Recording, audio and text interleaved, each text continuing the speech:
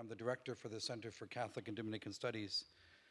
I know there's a few more people coming in and maybe more than a few more people coming in, so I'm going to warn our speaker that at 4:15 there might be a mass movement of people into the room. We live in hope. I'm pleased to announce that this lecture this afternoon is part of the Quinn Family Lecture Series, which is an endowed lecture series that the Center sponsors each year through the generosity of Ed and Kathleen Riley Quinn. This St. Joseph lecture looks at specifically issues that have to deal with history, theology, and justice. And it's my pleasure indeed to welcome Dr. Gemma Cruz here with us today. Dr. Cruz was born and raised in the Philippines, where she completed an undergraduate degree in education, where she majored in English and religious ed, and a master's degree in religious studies. She did a case study of women victims of domestic violence for her master's thesis.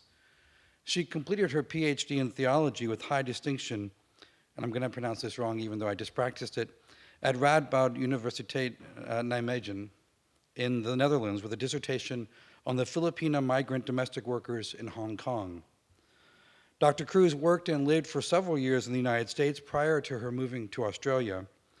She was assistant professor in theology at St. Ambrose University, and then visiting assistant professor in Catholic studies, as well as fellow at the Center for World Catholicism and Intercultural Theology at DePaul University in Chicago. Dr. Cruz's research expertise is on migration, Catholic social ethics, and on contextual theologies, particularly feminist, liberation, and Asian theologies. She has an international profile as a scholar of migration theology, and she has given invited lectures and presentations all over the world and has done peer reviews of manuscripts for prestigious journals and publishers on the topic of migration. She is also interested in research in the area of missiology and intercultural theology, as well as on the topic of globalization. She is currently I think you are still currently the coordinator of the Globalization Interest Group at the Catholic Theological Society of America. She is the author of Toward a Theology of Migration, Social Justice and Religious Experience, and an Intercultural Theology of Migration, Pilgrims in the Wilderness. I had the pleasure of hearing Dr. Cruz speak this past year at the Catholic Theological Society of America at its annual meeting. And I don't often do this, but immediately after she finished speaking, I sought her out and I said, "Can I get you to come to Providence College?" And she very politely said, "Contact me later," which I did. She was being inundated that afternoon by people coming up to her, thanking her for what she had done and what she had said, and her presentation, and lauding her presentation. I'm immensely grateful that she's said yes to our invitation, and I welcome now Dr. Gemma Cruz.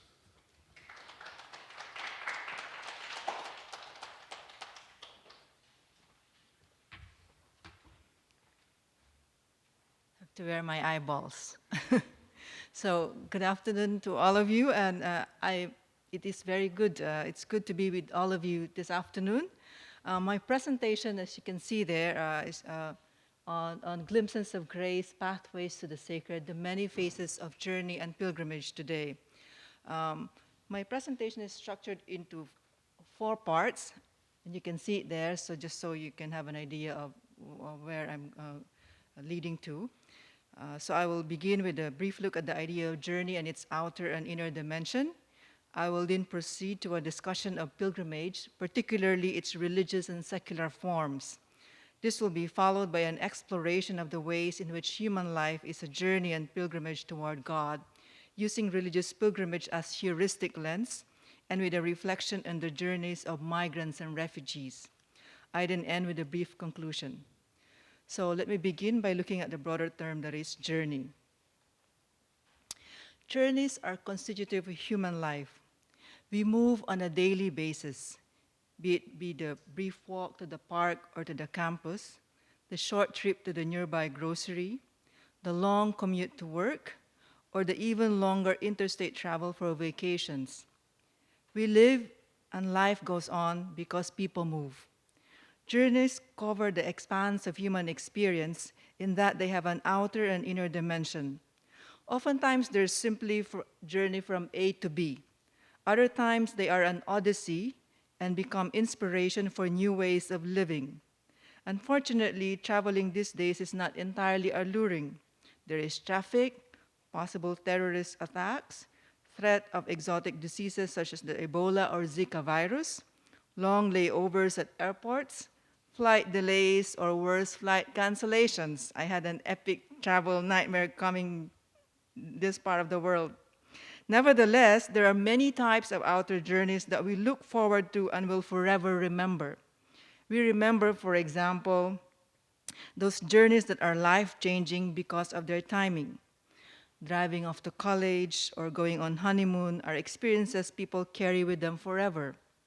Other trips are great firsts, like leaving the country for the first time, crossing the ocean, or hiking up a mountain. To this day, I remember the day my late father traveled with me to Manila to work. I was leaving home for good.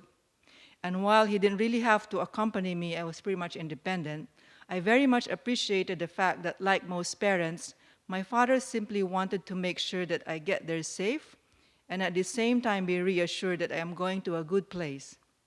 I have lived in 4 continents and traveled to more than 20 countries ever since, but that 5-hour journey with my father in a non-air-conditioned bus 25 years ago, it's okay, you can start calculating my age, will forever be etched in my memory, not only for its rite of passage character, but because my father took the journey with me. Indeed, some of us journey geographically, some internally, others interpersonally and beyond. Sometimes the most fascinating thing we find in our journey is ourselves. Journeys in this sense also have an inner or more spiritual phase. An example of this is the journey within or the journey to the self, or the inner journey through daily life. This journey could mean a number of things. It could be about intentionally living one's life, infusing one's life with meaning, or using spirituality as a guiding force to create meaning in one's life. It could also refer to a reflective journey through the liminal spaces of our lives, where the need for meaning encounters the challenges and violence of contemporary experience. What is clear is that it is a journey to find one's inner compass, a quest toward greater self-understanding. It is one of the most challenging and yet most rewarding journey we can ever make. The book, The Soul of a Pilgrim, 8 Practices for the Journey Within, describes 8 stages of a pilgrim's inner journey. And these are hearing the call and responding, packing lightly, crossing the threshold, making the way by walking, being uncomfortable, beginning again, embracing the unknown, and the last stage, coming home. This brings me to the idea of pilgrimage. Obviously, pilgrimage is a type of journey. Pilgrim comes from the Latin word peregrinus, which means a wanderer or a stranger. Ian Bradley offers various definitions of pilgrimage. I name about 4 here. First one, a departure from daily life on a journey in search of spiritual well-being. Second one, an individual summons to know God more fully. Third, a spiritual journey to which the pilgrim joyfully responds yes to God's invitation. Fourth, a provisional transitory state often taken as a metaphor for the journey of life. A simpler definition, however, if you want one, would be that it is a journey to some sacred place or shrine undertaken as an act of devotion, thus making it in many ways the embodiment of journey in its outer and inner form. According to Richard Scriven, these definitions share common features that indicate it is both appropriate and useful to consider pilgrimage as the combination of 4 interrelated characteristics, and these 4 are movement, place, belief, and transformation. Scriven says that it is in the combination and interactions of these 4 elements that pilgrimage emerges. Okay? And he says that although it is structurally similar to other activities, such as religious tourism or wilderness walking, he says that pilgrimage seems to have an inherently more than character or special nature that distinguishes it. The enduring appeal of the activity, the beliefs of participants, and the spiritual and emotional significances Scriven adds seem to combine to set it apart from other forms of human behavior. Despite shifting context and postmodern influences, research also indicates that many of the main themes that inform participation in a pilgrimage in the past remains true at present. This means that the activity remains closely bound to coping with and understanding illness, aging, misfortune, and the loss of loved ones, while pilgrimage sites continue to reverberate with relevance for pilgrims seeking meaning, healing, comfort, and forgiveness. Indeed, the age-old practice of pilgrimage remains popular today as it has been for centuries, as more and more people are walking the ancient pilgrim routes, whether they are committed Christians, spiritual seekers, or just simply curious. Today, one can even go on a pilgrimage online.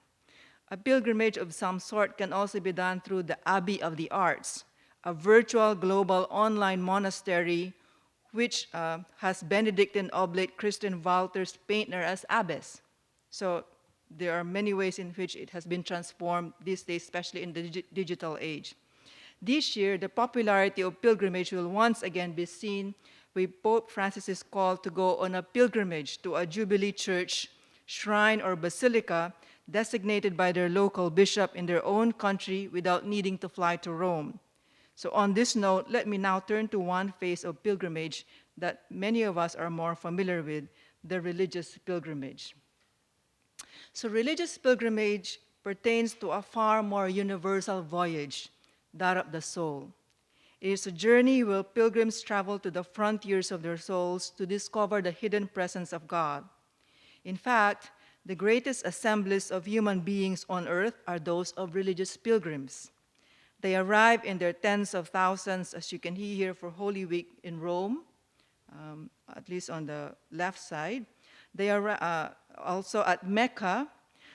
There gathers annually for the Hajj in Saudi Arabia more than 1 million faithful from every part of the Islamic world. So these are people that you can see there going around the Kaaba. The Kumbh Mela, also celebrated every 12 years by Hindus at the river confluence in Allahabad, India, draws more than 10 million people. So here in the US, in the meantime, hotspots for the spiritually inclined include sites like the El Santuario de Chimayo Shrine in New Mexico. Have you heard of this? It's considered supposed to be the Lourdes of America.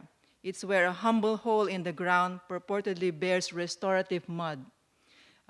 There's also the Shrine of St. Jude, patron saint of hopeless causes in working-class Chicago, and the Abbey of Gethsemane in Kentucky.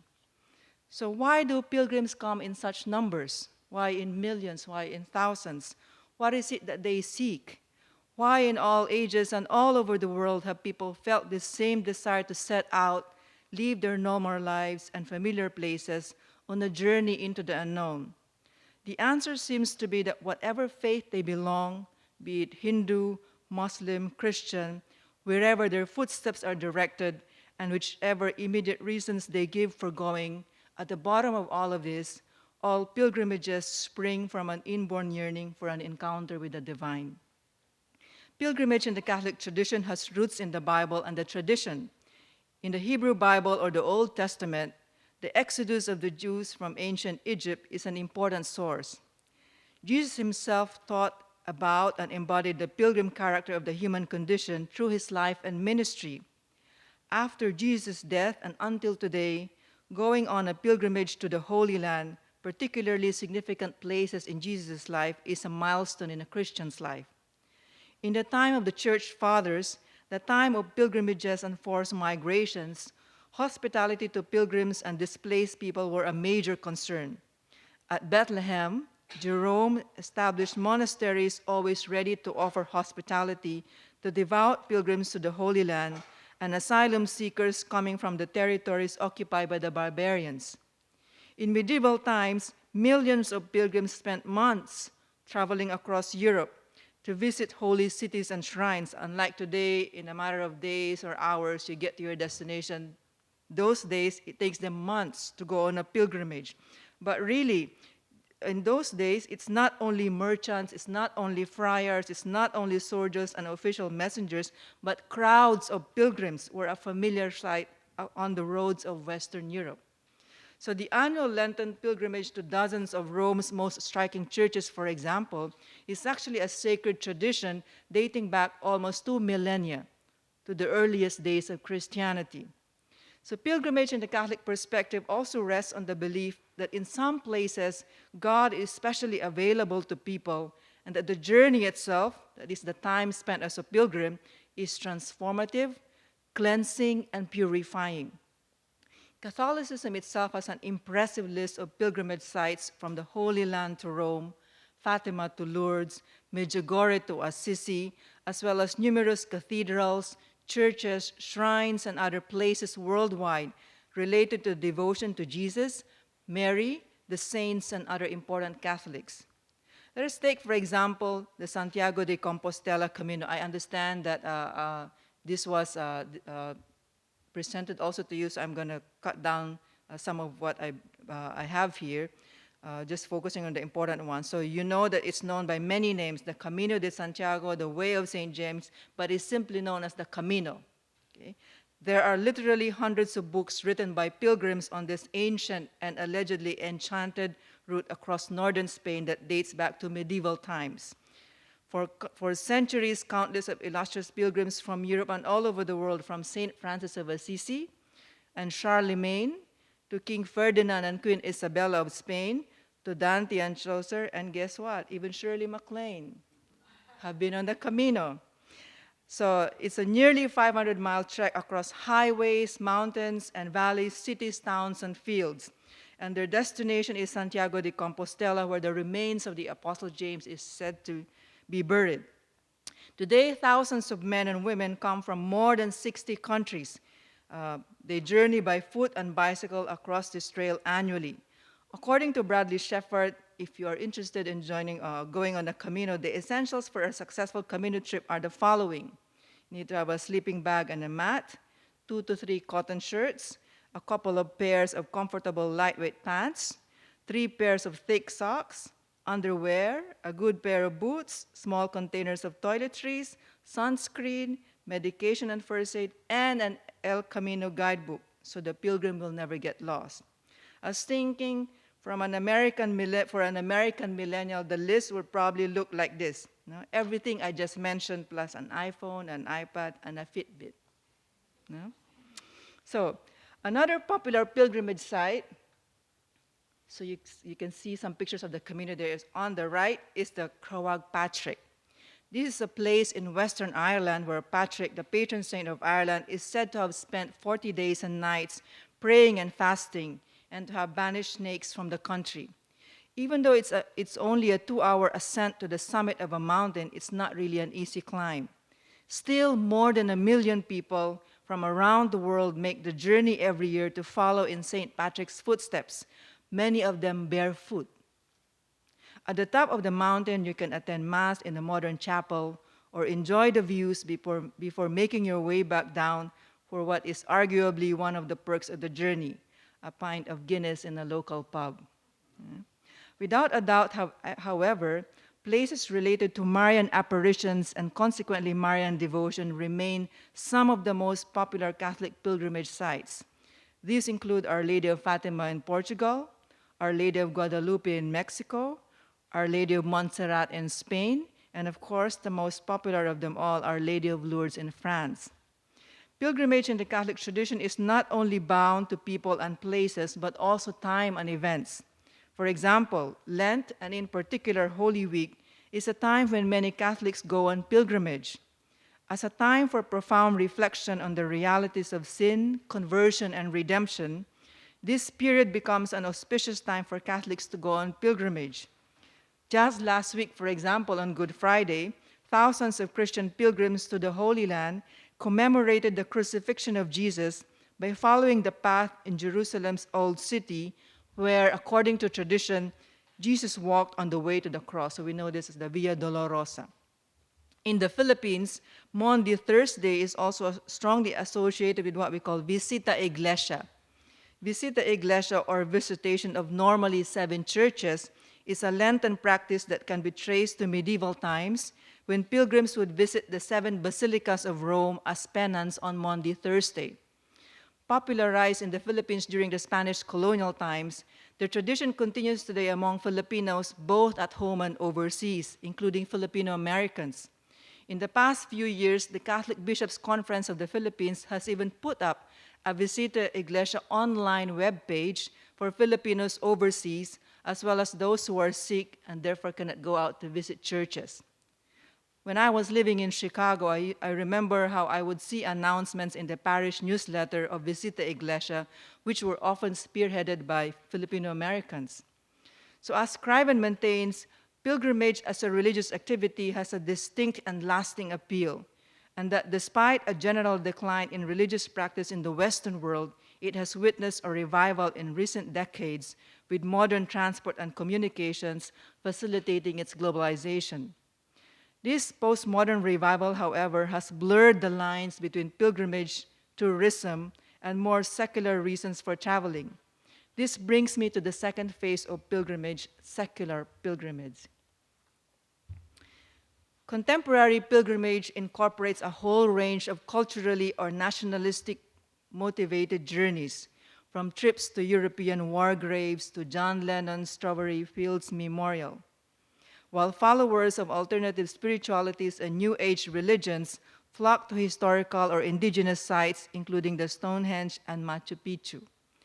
Indeed, pilgrimage is being increasingly recognized as a multifaceted socio-cultural spatial practice. In some cases, religious pilgrimage is intertwined or mixed up with secular pilgrimage. For example, a recent feature story titled Seven Secular Pilgrimages That Could Change Your Life includes the Camino and the Croagh Patrick. This is because people who go to these pilgrimage sites may not necessarily be there for religious reasons. In the case of the Camino, for example, for some, it's a long-distance walk. For others, it's a holiday, a rest from the stresses of daily lives. Others are there for the adventure of traveling through a foreign country, while some are focused on the historical and cultural context of the pilgrimage. The other 5 sites in the list I just mentioned, if you're interested in a secular pilgrimage that could change your life, as the article claims, are the following: the Comano Ancient Trail in Japan, the Inca Trail to Machu Picchu in Peru, the Mount Kailash Pilgrimage in Tibet, the Pilgrim's Way to Canterbury in England, and the Char Dham in India. Many secular pilgrimages have something to do with the legacy of war and violence in history. You can see it there. Among Australians and New Zealanders, for example, the journey to the Gallipoli battlefields in Turkey, where thousands of New Zealanders and Australians died during the First World War, is considered a pilgrimage. In some cases, the pilgrimage site is centered on a particular cultural figure. For example, in the book American Pilgrimage, Sacred Journeys and Spiritual Destinations, Mark Ogilvy and Jana Rees includes Elvis Presley's Graceland, describing it as the quintessential American pilgrimage for throngs of what Ogilvy and Rees call Presbyterians. No offense to the Presbyterians. Sometimes events of national cultural significance also take on the semblance of a pilgrimage. Think of the annual ritual of Americans journeying to be with their loved ones to celebrate Thanksgiving, or the yearly exodus of the Chinese to celebrate the Lunar New Year with their families. The magnitude of travel on these days is actually impressive. In fact, the Chinese Lunar New Year, which is China's peak travel season, is actually considered as the largest annual human migration on Earth. The Kumbh Mela is the largest gathering of human beings, but that's every 12 years. This one is every year. So in other cases, what is understood and experienced as pilgrimage relates to key stages in our lives. Vicky Hurst, for instance, considers the journey in midlife as pilgrimage, while Jack Hansen and Jerry Haas talks of retirement as pilgrimage. So you're still very far from this pilgrimage, the majority of you here. So for hers, midlife, she says, is a time to explore. It's a pilgrimage because it's a time to explore, to contemplate, and reflect upon key midlife issues such as careers, relationships, sexuality, finances, spirituality, body image, mortality, and more. Hansen and Haas, meanwhile, elucidate on the spiritual aspects of the retirement experience by offering a Christian perspective on the personal transitions, opportunities, and challenges associated with moving to and living in retirement. One important thing that they point out is this. They said that instead of thinking about retiring from something, Hansen and Haas argues that we should really be thinking of retiring to something. And there's a pilgrimage there. So now that we have a general idea of what journeys and pilgrimages are, let us now explore these, particularly religious pilgrimage, further in view of understanding how human life could be seen and lived as a journey and pilgrimage toward God. So, whether driven by cultural, nationalistic, religious, spiritual, or personal reasons, pilgrimage is clearly a distinct and special journey. It is therefore not surprising that one recurring theme concerning the appeal of pilgrimage that can be found in the various literature on the topic is the enduring attraction of the activity itself. For millions of people, it continues to serve as a powerful means of externalizing inner feelings and creating experiences that give meaning and structure to life. Life itself is actually a pilgrimage. To quote Mark Twain, "The two most important days in your life are the day you are born and the day you find out why." End of quote. It's on the road that is our true destination. It's on the road where what we seek we shall find.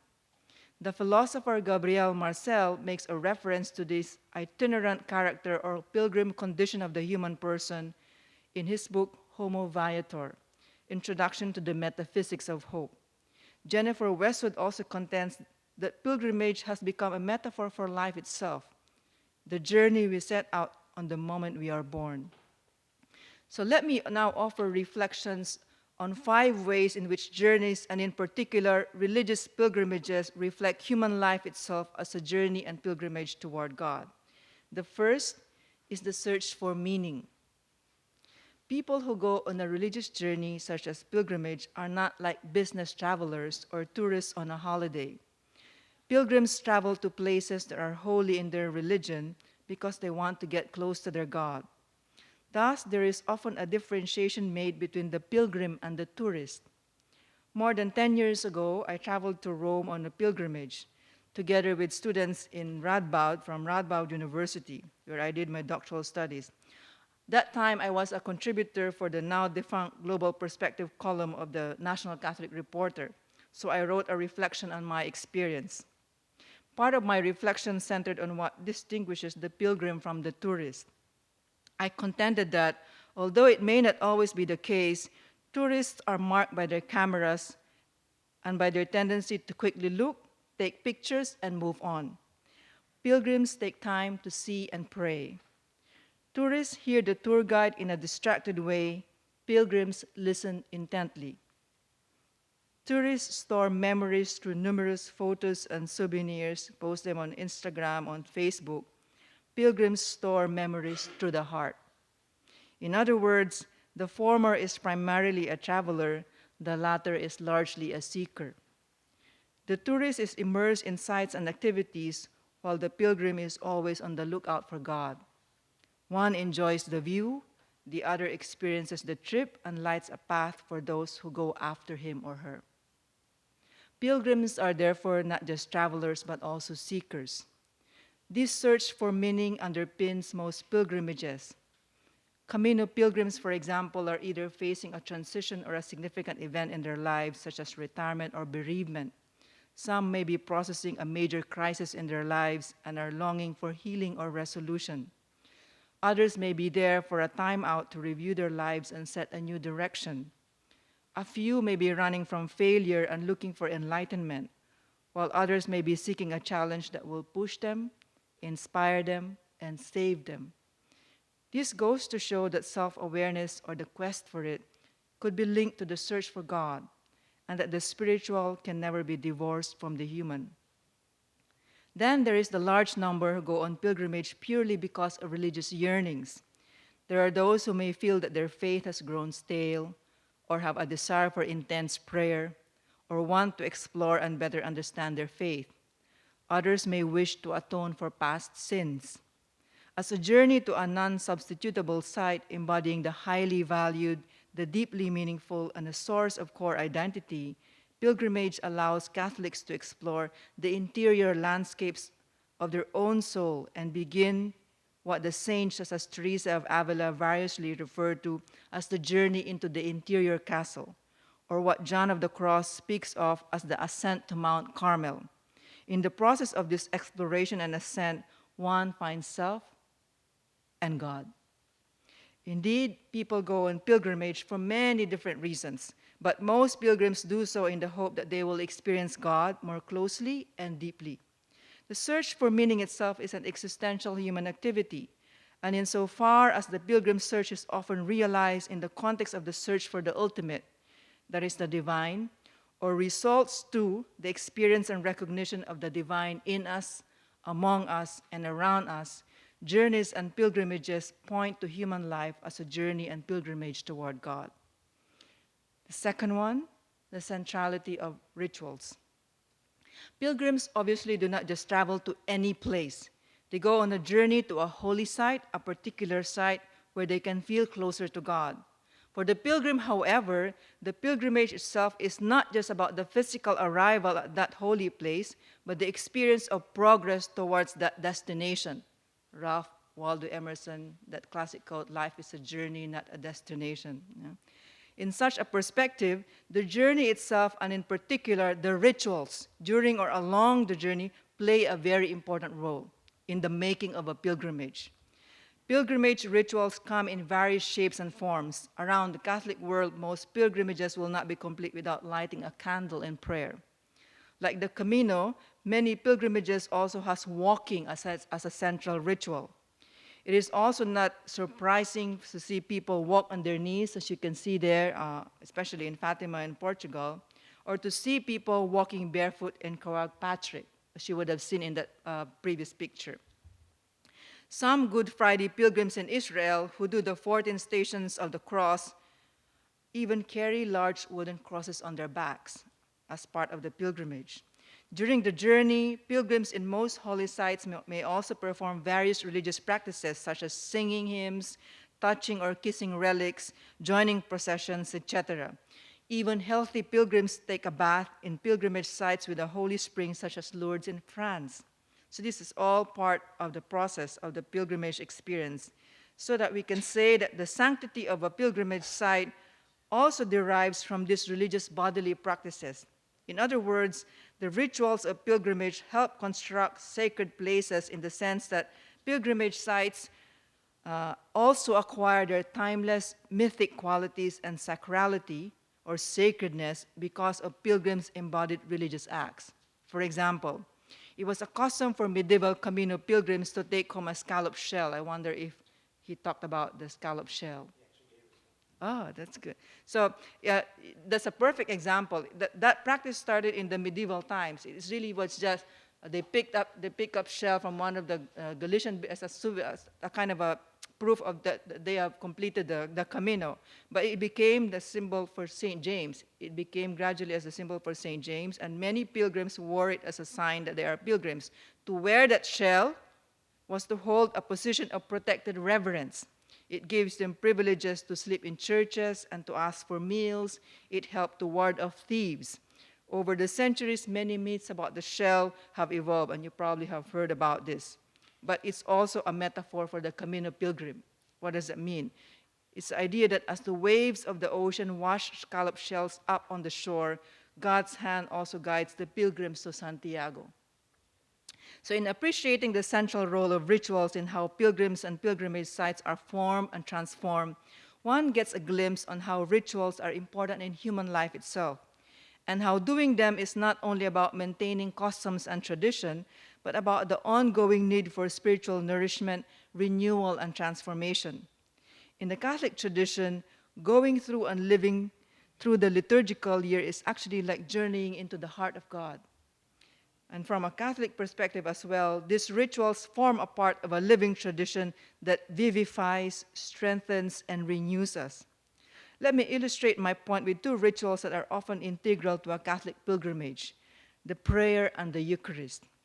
Let's first consider prayer, because it taps into some of the deepest places of loneliness and longing lodged in the human heart. Prayer allows us to develop that intimate conversation with Christ. As the doorway to spiritual depth, human meaning, and genuine intimacy, prayer allows us to perceive more clearly the truths of life. Exercised in private and in community, prayer also builds and nourishes relationships. That classic saying, the family that prays together stays together. There's wisdom in that. Yeah? This is because prayer is not just a psychological tool for self-actualization, but also a spiritual grace that facilitates human transformation. The Eucharist, in the meantime, is understandably central to a pilgrim's list of activities. A pilgrimage to Rome, for example, will not be complete without participating at a Mass at St. Peter's Basilica. At the same time, every day and every Sunday, in churches and parishes worldwide, Christians have the opportunity to celebrate the Eucharist.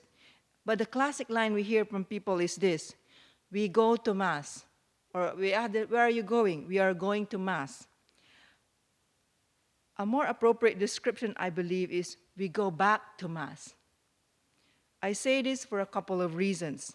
First, the Mass is part of a Catholic's ritual, particularly Sunday's ritual. And I use the word ritual here as I described it earlier, that is as a living tradition. Okay? Second, if you will remember, at the end of each Mass, the priest or the celebrant says, what does the priest or the celebrant say at the end of each Mass? Go. Yes, go in peace to love and serve the Lord. In that particular statement, there is actually an expectation that the rest of the Sunday and the next 6 days will be lived in loving service to God, and an implication that going to Mass the following Sunday is to actually kind of go back, to somehow report back or give an account to God and the rest of the community of how we have loved and served God the past week. More importantly, we go back to Mass to thank God for the past week, seek grace and blessings for the exam, for the coming week, and be renewed in our faith commitment. So I'd say we go back to Mass. The Eucharist and pilgrimage itself also highlights the important role of Sabbath, or rest, not only in the Christian's life, but human life in general. We need to rest and make time for taking care of our body and soul. This is true especially for those of us who are preoccupied, overwhelmed, or swallowed by the many demands of life in contemporary time. There is a need to rediscover, I think, the importance of Sabbath, of sacred time. In my opinion, Sabbath these days also means digital Sabbath, or disconnecting from our various tech gadgets in order to reconnect. I call it digital Sabbath, disconnect in order to reconnect. I remember the first time I saw a family at dinner time in a restaurant who weren't talking to each other because everyone was busy flipping through their phones. They were physically present, and this is a scene I've seen many times the past few years. They were physically present but psychologically absent, thereby diminishing the value and significance of such precious family time. Indeed, like rituals in a pilgrim's journey, spiritual practices in human life, whether it is praying or observing a sacred time, should be seen and lived as part of a journey of drawing ever closer to God.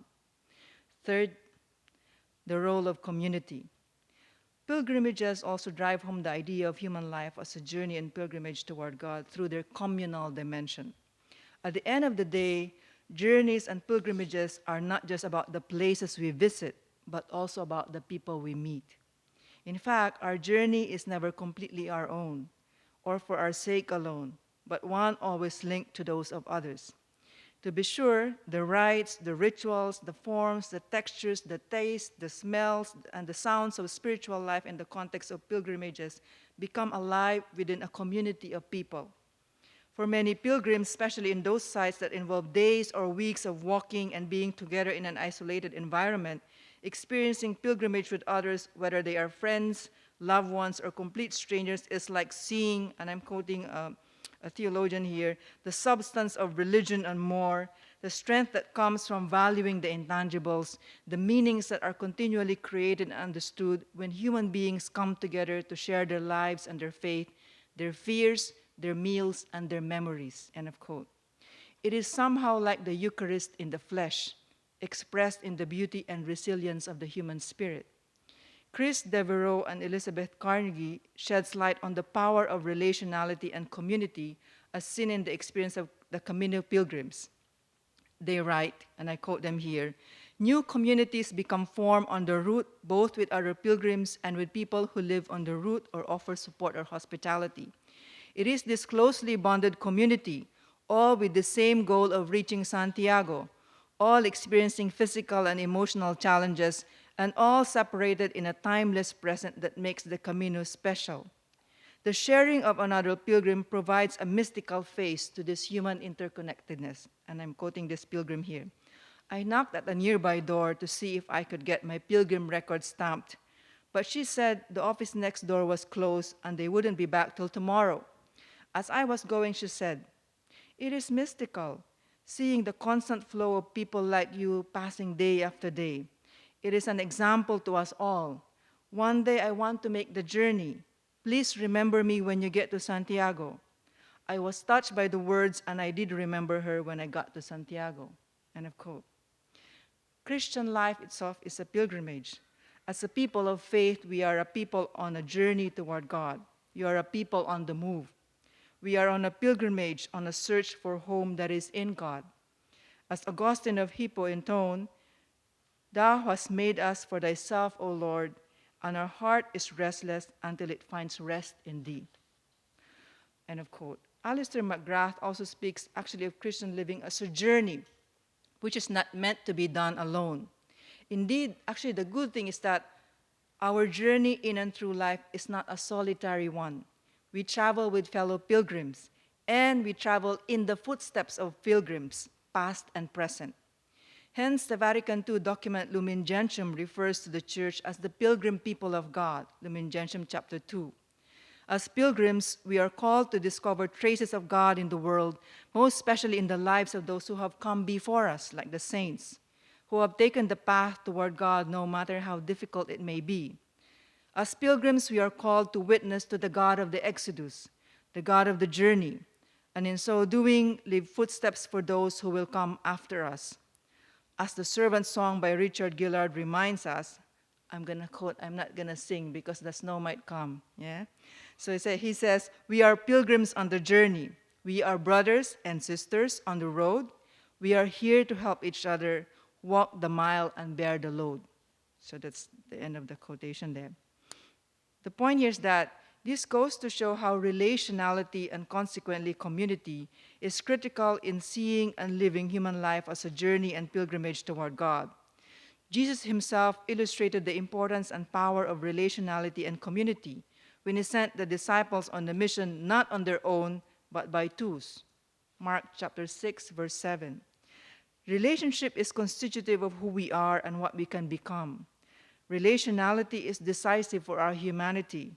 The most fruitful and meaningful human activities, including missionary work, are never done in isolation, but in communion. The fourth one, renewal in the wilderness. Going on a journey is an exciting and exhilarating activity. Most of us dream of it. Most of us work for it and live for it. Many people's bucket list involves travel to a certain place. Indeed, being on the move, whether it's short or long distance, is part of the human DNA. Not surprisingly, various travel magazines seduce us to travel, to meet other people, experience other cultures, explore the world. There are numerous travel guides for adventurers.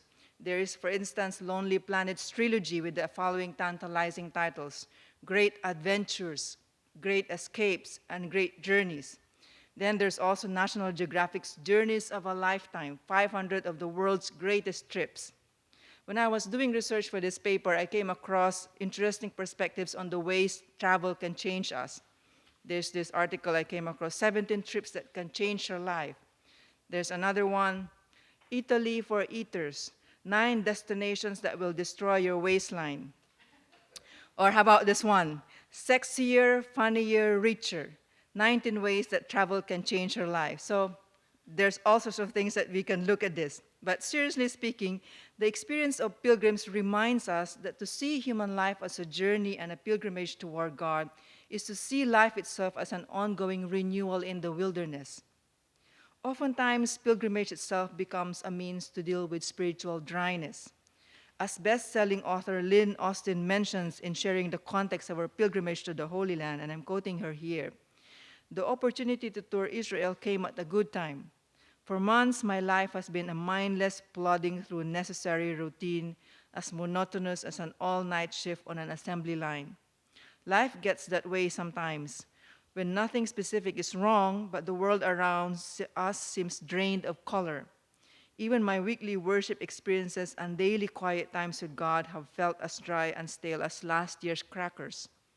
I'm ashamed to confess the malaise I've felt.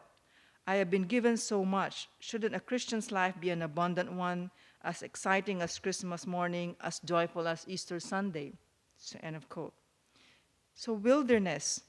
Wilderness as a concept, since pilgrimage is also about entering in the wilderness, has a negative meaning. It's a meaning referring to a wild land or a place that is beyond the control of humans. It also has a positive meaning, that is, as a place that nurtures the human spirit. Accordingly, the performance and validity of the pilgrimage are often linked to physical struggles like walking on barefoot, carrying the cross, or onerous paths and complex undertakings. Moreover, the outer physical journey mirrors the inner spiritual journey. Hence, as the idea of wilderness connotes, pilgrimage entails struggle. Human life as a journey and pilgrimage toward God is therefore about going through the wilderness. It is about the invitation to take leave of the familiar and go on pilgrimage, not necessarily and not exclusively by traveling abroad, but by simplifying one's life, letting go of preconceived and perhaps deeply rooted notions, and opening oneself up to the spirit of wisdom in one's heart. Based on the experience of the Israelites in their journey, in the experience of the Exodus, in the wilderness, nations are recreated, people are renamed, sacrifices are made, callings are discerned, spiritual acumen is honed, God's grace is revealed, and God's people are renewed. To enter into the wilderness is to plumb the depths of human experience, to find clues for articulating how human beings forge and renew their relationship with the sacred in the context of life's challenges.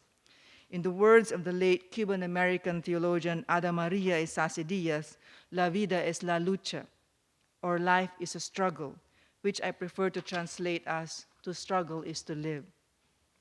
From this perspective, time in the wilderness become moments of transfiguration. Indeed, for those who recognize the pilgrim character of human life, while the hunger and thirst for spiritual nourishment is never quite quenched in our time in the wilderness, the experience itself gives us bread for the next stage of our life's journey. Ultimately, the real meaning and challenge of visiting holy places is how much we allow the spirit and the message of these places to touch us and be translated in the daily grind of life. At the end of the day, the wonder is not just about how holy these places are, but also how much holier we make them by our witness to their message in our lives and in the contemporary world, and in the process, drive home the point that holy places are not exclusive to pilgrimage sites, that God is everywhere, and that every place, no matter how scarred it is by pain and evil, gives us glimpses of grace and pathways to the sacred. Fifth and last one, spirit of thanksgiving and quest for well-being. Most reasons or motivations for pilgrimage are understandably very much embedded in the lives of pilgrims. Sometimes people go on pilgrimage when something special has happened to them. Someone who recovered from an illness or someone who has had a baby may go on a pilgrimage to give thanks for the blessing. Some people go on pilgrimage to ask God for a favor, and then they promise to make another pilgrimage if their prayers are answered. Sometimes they do it for years and years. It becomes a life commitment to them. Like, I don't know if you ever see every Good Friday, I still see it in Australia. They show this guy who has himself crucified in the Philippines. He's doing it actually for more than 20 years. And it started because he prayed for the cure, something in his family, and his prayer was answered. He said, I will do this. And so he's been doing it. So, well, there's a lot of things that needs to be discussed in that thing, but this is not the forum for it. Anyway, so what we're saying here is that many pilgrimages, what we can see is that pilgrimages are often linked to a spirit of thanksgiving and the quest for well-being. To be a pilgrim, therefore, is to embody hope and to have hope. Accordingly, human life as a journey and pilgrimage toward God could be understood as a journey in hope. Hope arises from gratitude and is certainly not swallowed by sorrow or anguish. Anthony Kelly's writings on the links between hope and life are instructive in this regard. Kelly contends that as an ethical activity, hope looks beyond self-regarding satisfactions to the transcendent values that alone can nourish and give it direction. Thus, hope refuses to see the ultimate meaning of life as simply more of the same. It is patiently open to what is and must be otherwise. It cannot rest except in the truly meaningful and the genuinely good, thereby increasing the scope and energies of the human spirit in the quest for the fullness of life. Hope then breeds the conviction that what is deepest in our aspirations is not ultimately worthless or self-defeating. Kelly notes further that hope is not mere wishing for something more. It is a conduct of life, a mode of living and acting which inspires action. It engenders a deep moral sense and points in the direction of a more passionate self-involvement in the making of the world and risking even life itself for the greater good of oneself or others. As a theological virtue, hope is not only about giving thanks for what is already given, but also being open to what is beyond all imagination and control. Hope for oneself then expands to hope for others, interceding for all who are our companions in the light and shadow of the history we share. Talk of hope in the context of journeys brings to mind migrants and refugees, and I now turn to a reflection on their experiences, which for me embodies what I call journeys of hope in our time. So, the journey of migrants and refugees. These days, one type of journey we are most familiar with is the journey of migrants and refugees. Here in the US, the perilous journeys taken by migrants trying to cross the southern border remains a concern, but these days, the eyes of the world are fixed on Europe. The current crisis, the refugee and migrant and refugee crisis. Last year alone, 850,000 migrants and refugees poured into Europe from the war-torn countries of the Middle East, such as Syria, as well as from troubled and impoverished countries of Africa. Their journey is understandably not easy. This is especially true for those who try to come to Europe via the sea. Before the current crisis, Red Cross estimates already put the number of deaths between 2,000 to 3,000 every year, tragically making the Mediterranean the cemetery of thousands of people who will probably remain unnamed and lost to their loved ones forever. The difficulties are worse, of course, for those who are not only at the mercy of the elements, but also human smugglers. What is striking, however, is that despite the dangers, hundreds of people still move across borders on a daily basis. In the name of their families, they risk their life and limb just to get into the land of their dreams. The enormity of the threats and dangers for these migrants during their journey is such that Dante's inscription over the gates of hell, "Abandon hope all who enter here," might seem appropriate. And yet, migrants never lose hope. In fact, it is with and because of hope that they courageously face the difficulties and dangers. They fiercely believe in the promise of a better future and continue to do so despite the odds, against all odds. It is therein how they continue to move across borders despite the difficulties and dangers. It is therein how they refuse to give up, and most of all, in how they continue to weave and nurture dreams for a better life. It is a courageous hope in the sense that it is a hoping against hope. A sense of hope that continues to believe and open itself to possibilities of transformation that can never be fully spoken of. From their human condition, from tragedy and hope, from their situation of grace and disgrace, migrants and refugees make known the passing of God through history. As uprooted people, they often rely on or draw from their faith to deal with the ruptures and discontinuities in their lives, so much so that, according to the late Otto Maduro, their religion becomes their portable homeland. As a people who travel with courageous hope and steadfast faith across deserts and seas in search of greener pastures and of their own promised land, the journey of migrants and refugees is like a pilgrimage. Insofar as their journeys force them to struggle to survive and to a certain extent thrive in strange and oftentimes hostile places, theirs is an experience of pilgrimage in the wilderness. Indeed, the multiple and multidirectional transforming journeys that migrants and refugees undertake today remind us of the character of Christian life as a pilgrimage and exodus, as a constant coming and going, of a continuous departure and arrival, of Christian life as a process.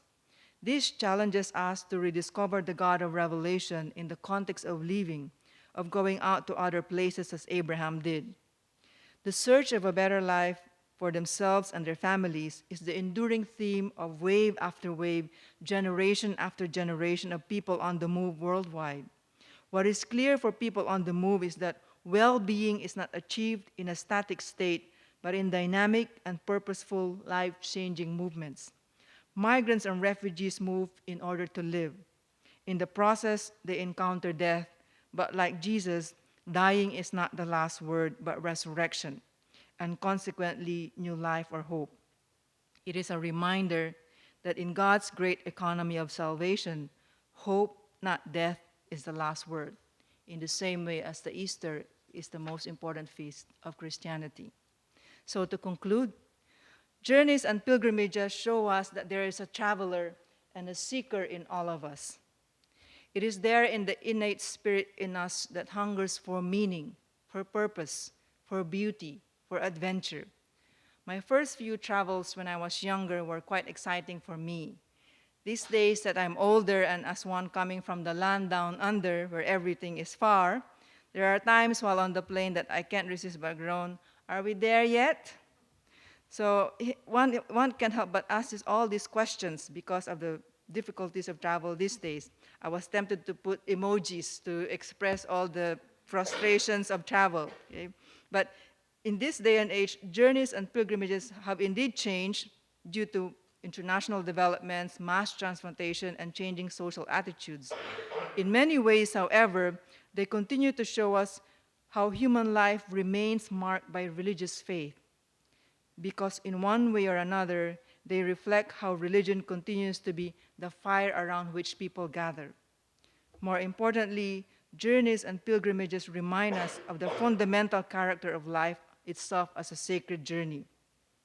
People who embrace a pilgrim spirituality are not afraid where the journey or where the Spirit may lead them. Pilgrim people or pilgrim communities have a profound experience of God. As they move from one reality to another, so does their God, who is not established in a solid temple, but shares in their provisional life. God walks alongside them and becomes a pilgrim on the roads of this uneven world, nurturing and blessing them by the power of renewed relationships and community within the household of life. Our life journey could very well be a pilgrimage in the wilderness, that is true. But as the prophet Elijah's experience of God shows us, in what is probably the darkest moment of the prophet's life, God never abandons us in the wilderness. God may not be in the wind, in the earthquake, or in the fire, but in the still small voice, or in the silence of our hearts, in our moments of prayer, in the face of the other. What is important is to overcome the fear, the temptation to give up, and not to succumb to defeat when the wilderness seems overpowering, but instead be courageous and resilient in our hope, steadfast in our faith, as well as creative in our coping or resistance strategies. This, I reckon, is the heart of living life as a journey and pilgrimage. It is about moving and moving on, about never giving up on the vision for a better life and never giving up on oneself, in others, in God, in the world, and in one's faith, even in the midst of hardship. To be a pilgrim means to have our hearts open to the struggle of being human and to allow that struggle to change us no matter where our lives take us. Every day, every trip, and every task can become a pilgrimage if we decide to live it that way. We just need to be aware and embrace the divine light that illuminates our trail even in the midst of darkness. As Psalm chapter 84, verse 5 puts it, those who put their strength in you are truly happy. Pilgrimage is in their hearts. Thank you.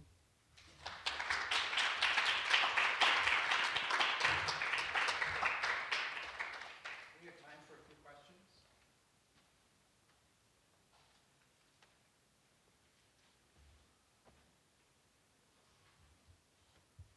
You don't have question? The teacher in me wants to ask question. How many of you have been on a pilgrimage? Or ever been on a pilgrimage? Secular or religious? That's a food for thought for you. This might be the reason why. So we're coming up to our 100th anniversary, and we were planning this huge pilgrimage to the lands of Saint Dominic, and to have people follow in the footsteps of Dominic through southern France one year, then through Italy the second year. And nobody was interested. It was amazing. I mean, it was a great trip through southern France, even from a touristy kind of perspective. But the minute we attached the word pilgrimage to it, people started, I don't know if I want to do that. I'm not sure that's what. And if they looked at it, and then they said, oh, this is actually a nice trip. I was like, well, yeah. But the idea of going from site to site to site seemed alien to them in many cases. And I don't know if it was just that or that people had a preference for Italy over France. But we had to cancel the France trip. And now all these people are coming forward saying, oh, but we want to go to Italy. And I was like, well, okay, but it's the same kind of trip. And I'm wondering if most of our, how do I say this, if people kind of fall into pilgrimage by accident. And I say that from my own experience. I went to Barcelona with a group of students a few years ago, and we ended up going to Montserrat. And I didn't know we were going there until I got to Barcelona. I was like, oh, that's interesting. We're going to go up there. This is great. But then I got up there, I realized, wait a second, this is where the Black Madonna is. This would be great. And once I was in that line, I was like, I am not getting out of this line until I see it. I was like, I've come all this way, and now I was on a pilgrimage. I was like, I'm not leaving until I get there. And, I think about that I wasn't anticipating that at all. So a trip became a pilgrimage when I wasn't expecting it. And I wonder if that's how people get brought into it more often now these days, as kind of accidental pilgrims. I think that's quite true because if I may share also from my own experience, I actually brought my students, as I mentioned when I gave the citizenship, I brought my students on a study trip to the Philippines, but it's not so much pilgrimage in a religious pilgrimage, but it's a study trip on Catholic education and social justice. But part of their experience is to experience popular piety in the Filipino context because we cannot talk of Filipino theology and social justice without the role of Filipino Catholicism. It's very much a part, a way of, in the Philippines, it's not so much religion as a view of life, but religion is a way of life, as it is for pilgrims, really. So I brought them to, I let them experience popular piety in the urban context. I brought them to this devotion to the Black Nazarene, which is quite popular. And then I brought them in a regional context, the country context, to a Marian Devotion. And when I was reading their reflections, it was precisely that. They were curious at the end, but when they were there, because the line was long, they wanted to experience it. And for them, they say, being part of, it's the communal dimension, experiencing with people. And for them, seeing right after every Mass, there's a crowd of the faithful to go for the blessing for the priest. Said, it's an experience of how faith is very much a part of life. So that may be a challenge in that sense. But I think it's also the idea that we associate pilgrimage exclusively with religion and religious practices, but it's very much embedded in the lives of human beings. As you can see, hopefully, in what I have presented, that if we see it, that it's very much part, like, you see the reasons people go on pilgrimage for healing, for forgiveness, to find a sense of direction, or sometimes just to walk the path that people who have come before us walk. There's a sense of continuity, of history, of interconnectedness. And when you say, there's something awesome in that. I remember, I grew up in the Philippines, as I've said, it's a very Catholic country, and processions are very common. I remember when I was young, and I grew up in a small, the equivalent of a province here. We normally have processions during the feast of the place. And there's this Filipino teacher who explained it to me quite eloquently, the value of processions. Because when the procession passes, you have to turn on the light. And we always have to be by the window to watch the people pass if you're not joining the procession. And they're carrying candles. But to me, what I found really striking in the explanation of a Filipino theologian about the procession is that when people lighted those candles, so the thing drops on the ground, people who've been doing it for centuries, like reenacting it. So it's like we're connecting to those who have done that for years, for centuries, for generations. It's like the faith, there's a line that is very hard to explain, I think, but to see it, that we are part of a community, we are part of a web of life, we are part, we are, even the expression of the faith, there is a sense of continuity there. So I hope that you will also experience that pilgrimage. For my students, and I'm bringing another batch this year, these are actually older people. They are mostly teachers in Catholic schools. They are doing some a master's class. But it's a very transforming experience. So it will be good, especially on a 100th year.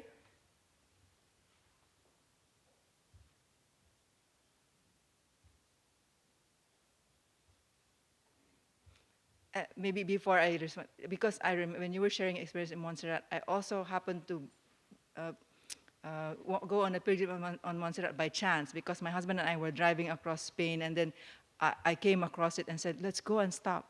And the lines were long, definitely. I said, oh, no, we're already here, we should do it. And then it was only after that I read about the Lady of Montserrat, and I know that, for instance, it's a very it played a very important role in the life of Ignatius of Loyola. He was a pilgrim there. So these kinds of things, they're quite striking, what we can learn from these places. Yes, please. I love your contrast with tourists and pilgrims. Popular topic in psychology these days is mindfulness. And really defining pilgrim as a mindful tourist, someone who really becomes immersed in the experience and pays attention instead of worrying about selfies and Instagram and just really being a part of that. Love the way you describe that. That's true. Actually, I would have expounded a little bit further, that the digital Sabbath I was talking about, sometimes that we really have kind of lost some connections it has transformed the way we relate with people and even with our loved ones. I remember I was going out to dinner with this friend also. I haven't seen him for quite some time, but as soon as the food came, he's just taking all different angles of the food, and by the time he started eating, we almost finished eating. So kind of, and then because he wanted to post it immediately on Instagram. These are all good, I think, because they are another way of storing memories. But there's also, maybe it's also a way of reflecting, are we losing some important part of the way we connect and relate with people?